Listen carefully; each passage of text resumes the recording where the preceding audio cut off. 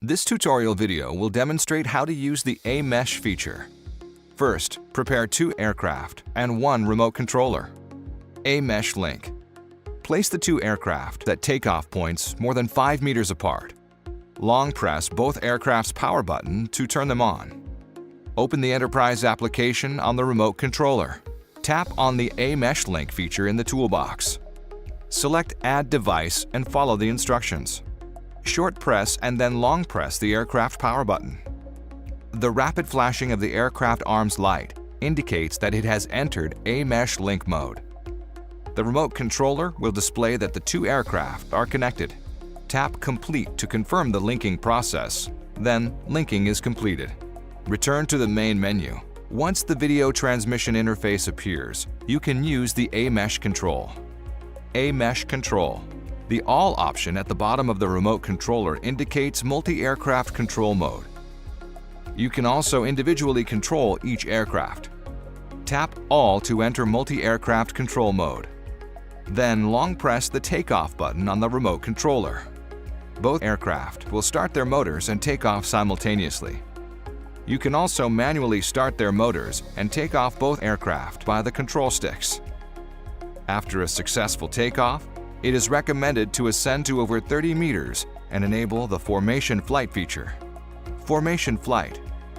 Tap the Formation Flight feature in the toolbox. Ensure that both aircraft obstacle avoidance enabled.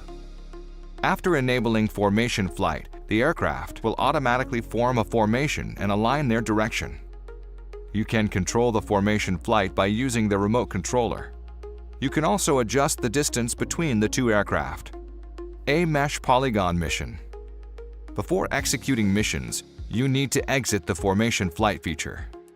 Tap the Polygon Mission in the toolbox. Create a Polygon Mission and save it.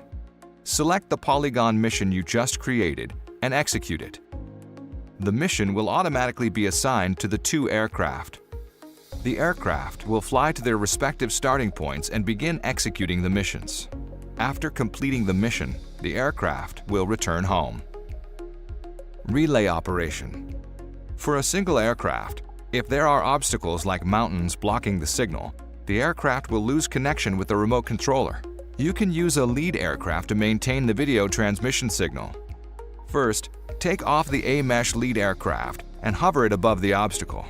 Switch the pilot control to the member aircraft. Then fly the member aircraft to the mission area.